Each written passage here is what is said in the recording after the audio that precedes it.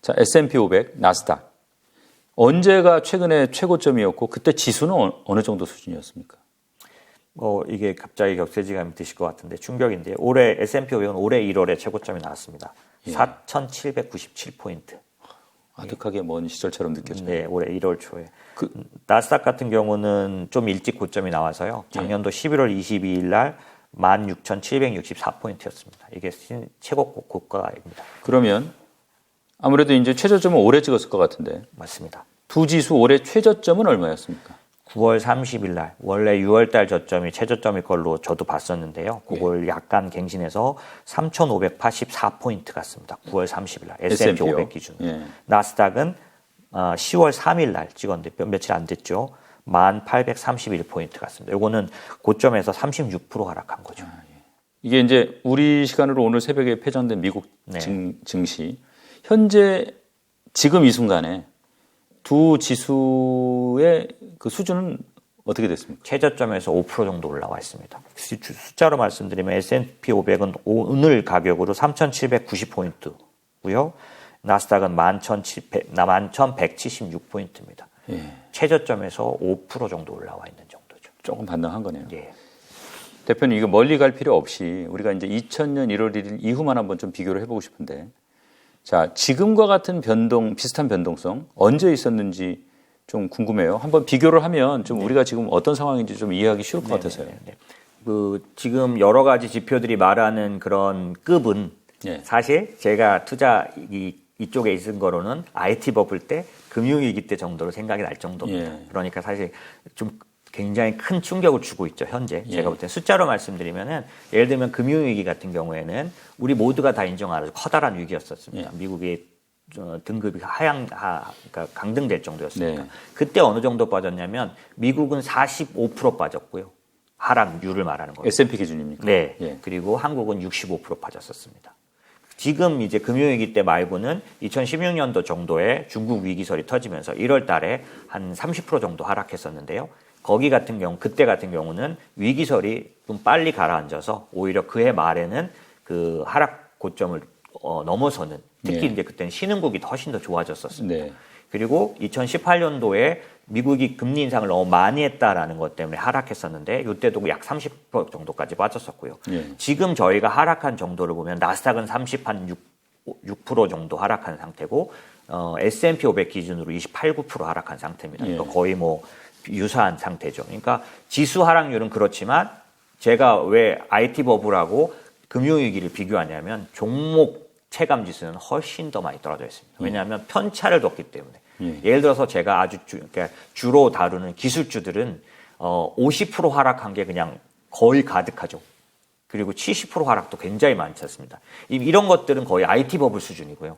금융위기 때 수준 넘어가 있는 상태죠. 다만 지수가 S&P 500이나 나스닥 100 같은 경우는 그 구성이 아시다시피 우량주들로 이루어졌기 때문에 지수 하락률은 그때 비슷하거나 덜 떨어져 있지만 사실상 지금의 어떤 투자자의 그런 체감적인 그런 고생은 훨씬 더 심하다. 이렇게 볼 수 있죠. 뭐 사실은 뭐 경제도 그렇고 투자자 심리도 그렇고 뭐 위험에 대한 태도, 뭐 증권 시장, 부동산 이런 게 다 사실 사이클이 있잖아요. 근데 이제 일반 투자자들이 이 사이클에 대한 이해가 많이 떨어지면서 또 고통을 겪게 되는 그런 측면이 있는 것 같아서 뭐 그렇습니다.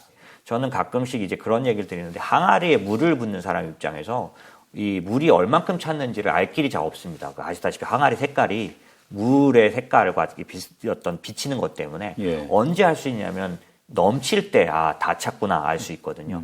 그러니까 그 얘기인즉슨 반대로 넘치기 아주 1mm 전이라도 우리는 알 수가 없다는 얘기입니다.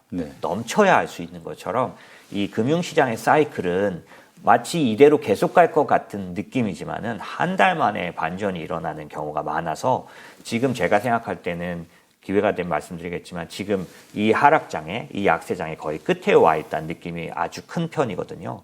그러다 보니 우리가 사이클 말씀하신 이유는 내려갈 때가 있으면 올라갈 때가 있지 않느냐 이렇게 말씀하신 것 같아요. 그 얘기에 적극 동의하고요. 톰리라는 펀드 스트릿을 만든 사람이 얼마 전에 조사를 했더라고요. 그래서 지나간 그 미국 시장 전체를 조사했을 때 약세장 기간과 강세장 기간을 비교했는데 강세장이 69%입니다. 약세장 기간이 31%고요.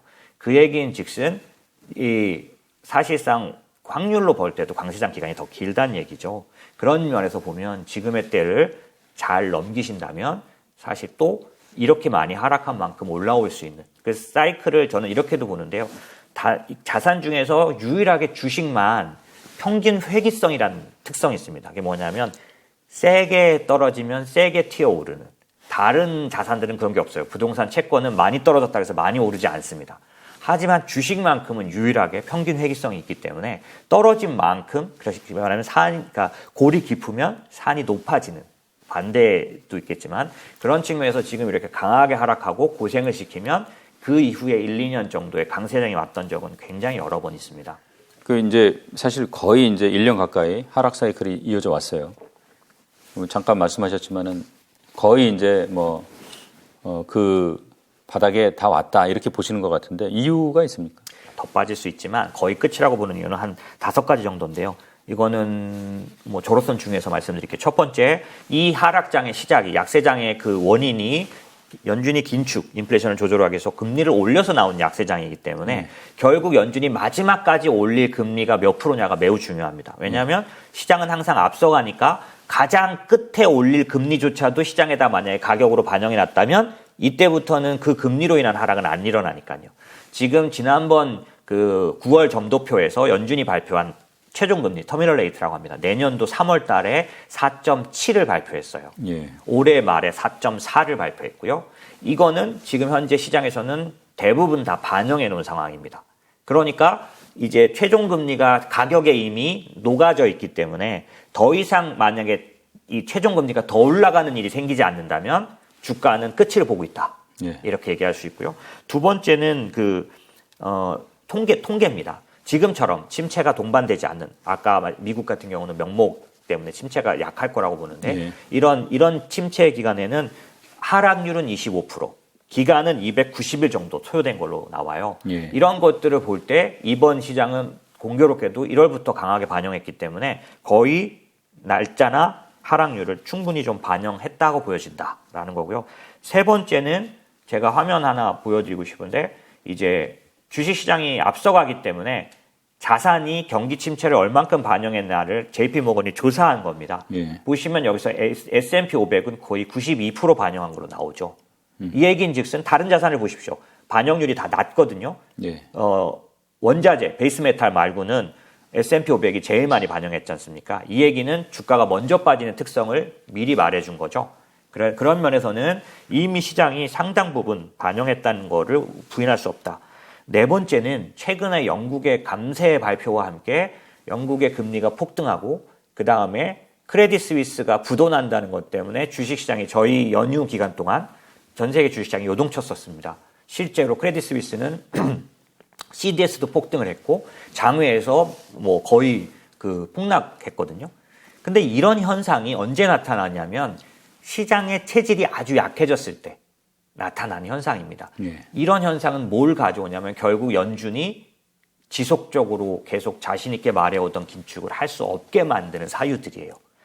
마지막으로는 어저께 나온 ISM 공급 관리자 지수, 제조업 지수인데요. 이 지수가 어제 얼마가 나왔냐면 50.9가 나왔습니다. 예. 이게 왜 중요하냐면 제가 아는 연준 의장들, 앨런, 파월도 마찬가지고 심지어는 그 인플레이션과 싸웠던 볼커조차도 이 ISM 지수가 50 밑으로 내려가는 위축으로 내려갔을 때 다 금리 인하를 했습니다. 견디지 못한 거죠. 근데 그게 지금 폭락을 해서 50.9로 가 있어요. 한 번만 더 떨어지면 완전 위축으로 들어가게 되는 거죠. 예. 이 위축 지표 앞에 그 대단했던 볼커조차도 금리를 내렸는데 제가 아는 옐런, 제롬 파월 다 내렸는데 이번에 연준은 어떻게 할 거냐라는 측면에서 보면 따라서 내리지는 않을지 모르지만 아주 위협스러운 상황이 될 거다라고 보여지고요. 이게 임박한 모습들을 보고 있기 때문에 사실 시장은 좀 끝에는 가까웠다라는 걸 말씀드리고 싶죠. 이게 경제도 사이클이 있는데 개인 투자자들 보면은 문제는 이 사이클을 거꾸로 타요. 최근에도 보면은 다 그렇지 않습니까? 닷컴 버블 때도 그랬고 외환위기 때도 그랬고 코로나 때도 그랬고 이게 하락장 들어서면 막 던지고 그거 참다가 그것도 바닥에서 던져요. 그리고 이제 막 오르는데 꾹 참고 있다가 결국 또 거의 이제 정점에 달했을 때 또 우르르 들어간단 말이에요. 왜 이런 일이 이렇게 반복이 되는지 좀 안타까워서 그래요.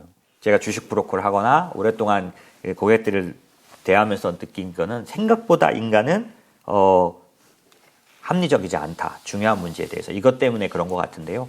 그래서 이거에 대해서 헝가리 그 유명한 투자자인 코스톨라니는 시장은 공포와 탐욕으로 움직인다.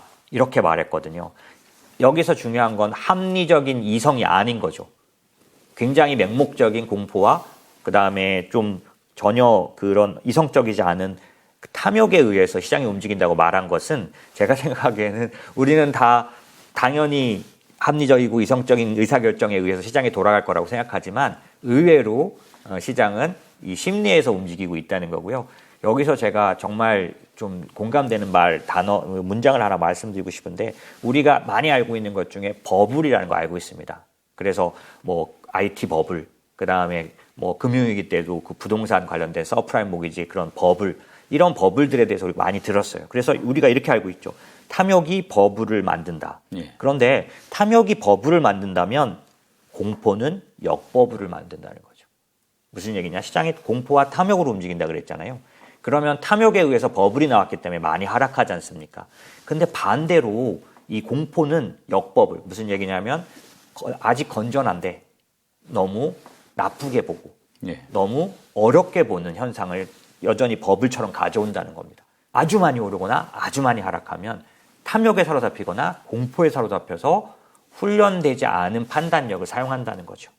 제가 생각하기엔 그래서 그냥 간단히 말씀드리면 끝까지 일관성 있게 버티기만 했어도 그러니까 그냥 당연히 얻게 되는 수익조차도 마지막에 가서 팔아버려서 못 얻게 되는 일이 아주 비일비재합니다. 제가 주식시장에서 가장 많이 봤던 모습이고요. 저 또한 그런 부분들을 벗어나려고 상당 기간 훈련을 했었다라고 볼 수 있죠. 이게 요즘 투자자들 보면은 사실은 뭐 옛날에 비해서는 책도 많이 읽고 뭐 보고서도 많이 보고 뭐 유튜브도 뭐 좀 많습니까? 근데 이게 공부 열심히 해요. 근데 결국은 하는 행동은 참 안 변하는 거 보면 이게 어떻게 보면 지식의 영역이 아니라 말씀하신 심리의 영역 아닌가 그런 생각이 참 들어요. 훈련받은 대응이 좀 필요하거든요. 이 금융시장은. 자기 그냥 본성대로가 아니라 훈련받은. 그게 어떤 의미냐면 제가 그냥 증권회사에 있고 지금도 우리 직원들을 훈련시킬 때 어떤 걸 시키냐면은 매일 아침에 9시 반이 되기 전에 그날 이제 증권사들이 내놓은 데일리 같은 거 한 3개 정도를 정해서 오늘 시장을 예측해 놓은 글을 먼저 한 장에다 요약해서 제 책상에 올려놓게 하거든요. 예. 저도 오랫동안 그 일을 해왔는데 그 이유는 뭐냐면 애널리스트들은 굉장히 지식이 높은 그리고 많은 것을 아는 사람들이에요.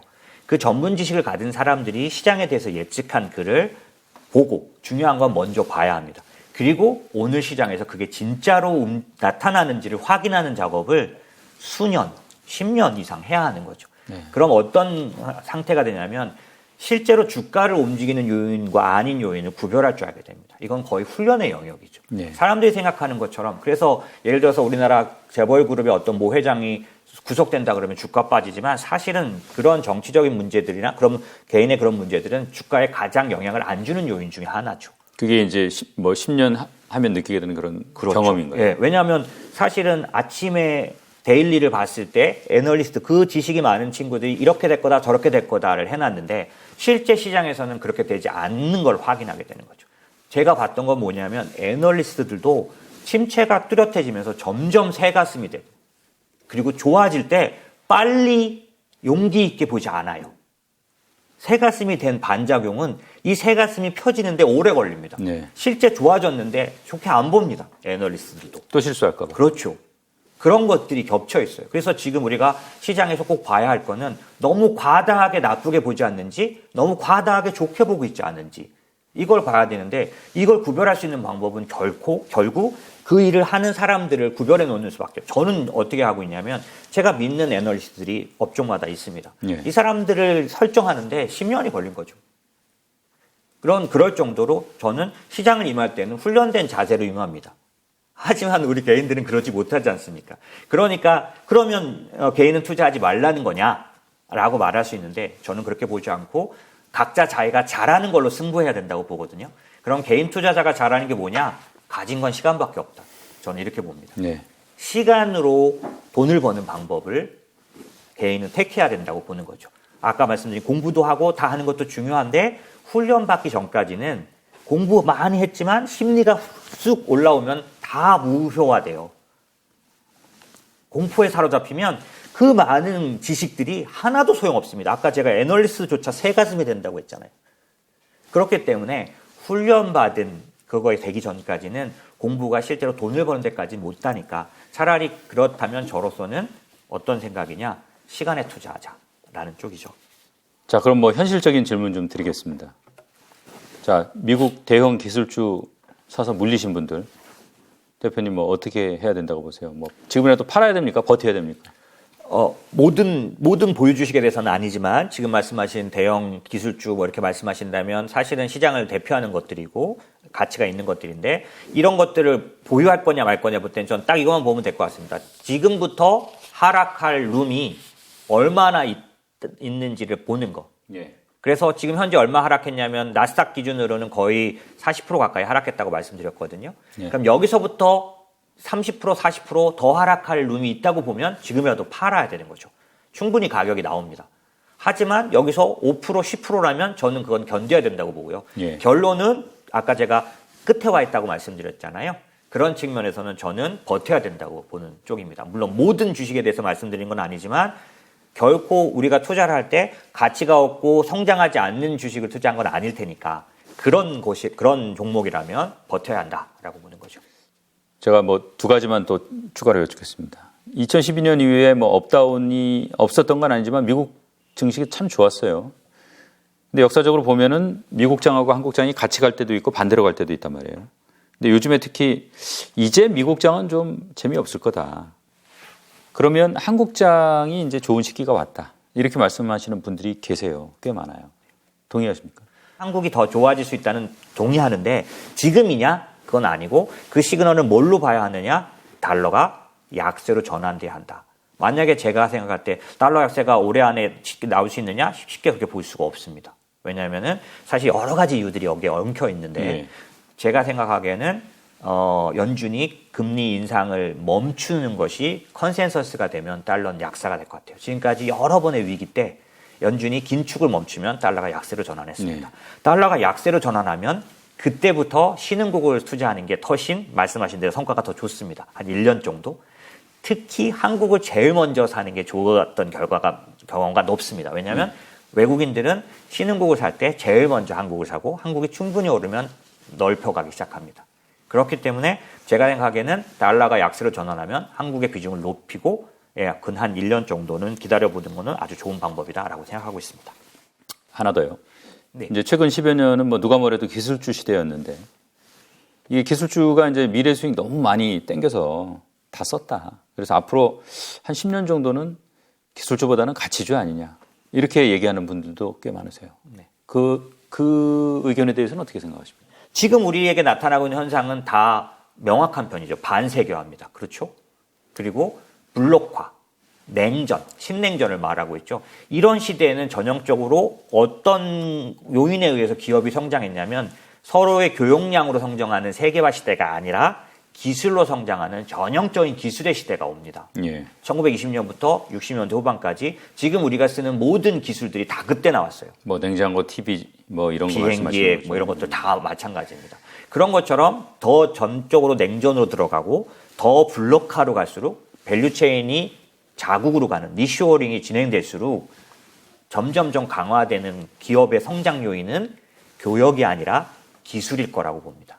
왜냐하면 보시면 지금도 당분간 1, 2년 정도 나타날 인플레이션을 이걸 극복할 수 있는 길도 뭐겠습니까? 혁신, 기술일 거잖아요. 왜냐하면 중국에서 생산했으면 20%가 이미 세이브가 될 텐데 미국에 지금 오늘도 마이크론이 공장 세운다고 하는데 40%가 증가합니다. 비용이.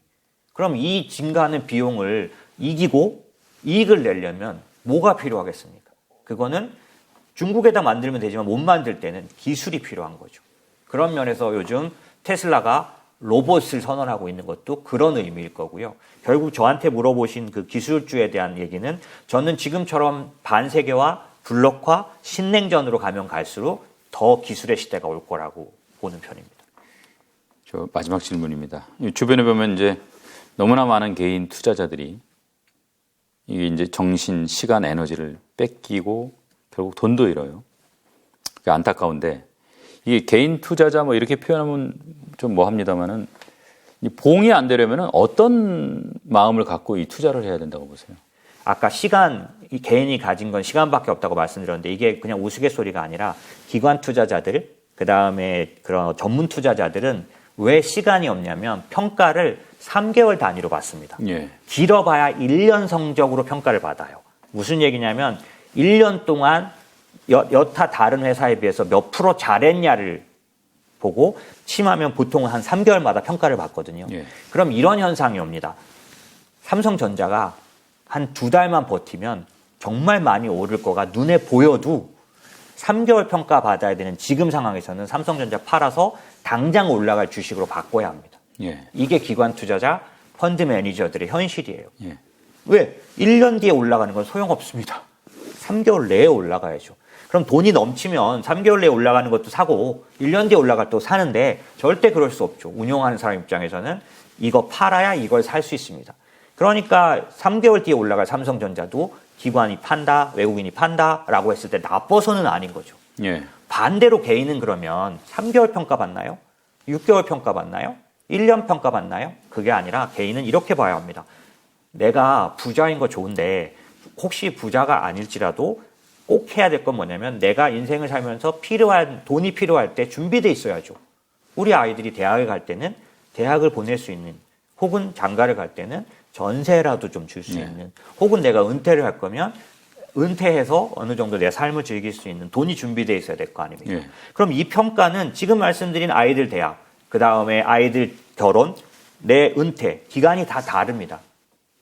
어떤 건 20년 만에 평가받을 거고요. 어떤 건 10년 만에, 어떤 건 5년 만에 평가받을 겁니다. 예. 5년 승부를 하는 게 낫다. 10년 승부를 하는 게 낫다는 거죠. 이걸 인간이 비합리적이니까 막 섞어 놓으면 안 됩니다. 이 안에서 얘는 10년짜리를 샀고 얘는 3년짜리를 산 거야. 이러지만 지금처럼 공포 오면 다 팔아버려요. 그렇게 하지 말고 주머니를 3개를 하는 거죠.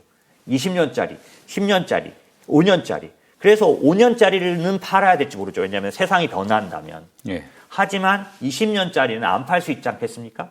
그런 것처럼 개인이 평가받아서 잘한다는 평가는 나 이번에 50% 냈어, 30% 냈어가 아니에요. 왜? 주식은 승률 게임이 아닙니다. 10번 해서 9번 내가 수익 났어. 소용없어요. 마지막 투자에서 다 날릴 수 있어요. 나 요즘 잘해. 소용없습니다. 중요한 평가는 뭐냐? 내가 필요할 때 돈이 있느냐. 이건데 그러려면 그때 평가받는다는 마음으로 투자해야죠. 그런데 투자는 기관 투자자들처럼 해요. 3개월, 1개월마다 샀다 팔았다. 지금은 팔았다 사야 돼. 그래서 그냥 들고 있었으면 꾹 참았는데 끝까지 참았는데 한 달만 더 참았으면 되는 거를 날려버린다는 거죠. 왜 그러냐면 여러분이 듣는 뉴스는 듣는 모든 방송은 지금이라도 팔아가지고 다시 사는 기관 투자자용이에요. 영으로 보는 사람들. 그리고 지금이라도 팔아서 바로 올라간다면 자기가 틀렸으면 바로 쫓아갈 수 있는 사람들. 개인은 그렇지가 않고 파는데도 너무 오래 걸려요. 끝까지 가서 결국 팔죠. 그 다음에 사는데도 내가 잘못 팔았으면 빨리 사야 되는데 내가 판 가격에 다시 살 수 있는 사람 저 본 적 없습니다. 더 빠져야 사죠. 본전 생각나요. 네. 그러면 언제 사냐? 결국 꼭대기 가서 참다 사는 거예요. 그러니 어떻게 수익이 납니까? 그러느니 괜찮은 거였다면 들고 가는 게 나을 수 있죠. 참는 게 나을 수 있죠. 네. 힘들죠. 하지만 우리가 이기는 방법이 그것밖에 없을 때는 그렇게 하는 게 낫고요. 그렇게 하려면 힘드니까 어떻게 하는 게 좋을까요? 너무 많은 걸 보셔서는 안 되죠. 너무 많이 들여다보셔서는 안 돼요. 너무 많이 보고 많이 들여다보면 뭘 희생해야 되느냐? 내 삶용. 이런 것들을 생각해 보면 저로서는 내가 필요한 돈들을 계산부터 해볼 필요가 있다. 나 어떤 자금을 내서는 몇 년에 걸쳐서 얼마가 필요하다. 얼마를 준비해야 돼. 어떤 기간을 통해서 요거 하신 다음에 요거마다 주머니 만들고 요거에 적합한 주식이면 주식, ETF면 ETF 투자를 한 다음에 정말 큰 문제가 아니면 계속 보유해 나가는 거기에 하나만 더 말씀드리면 크게 지금처럼 움직일 때는 반을 팔아서 10주, 20주라도 더 살 수 있게 주수 늘리기. 똑같은 걸 그냥 가져가는 겁니다. 그런데 팔아가지고 10주만 더 사놔도 내가 처음에 50주 샀는데 1년 동안 10주 들려서 60주 되면 괜찮은 거죠. 이거는 이제 제가 볼 때는 플러스 알파인데요. 네. 어찌됐든 제가 생각하기에는 개인 투자자는 개인 투자자의 방법으로 이기려고 해야 한다라고 말씀드리고 싶습니다. 오늘 말씀 고맙습니다. 감사합니다.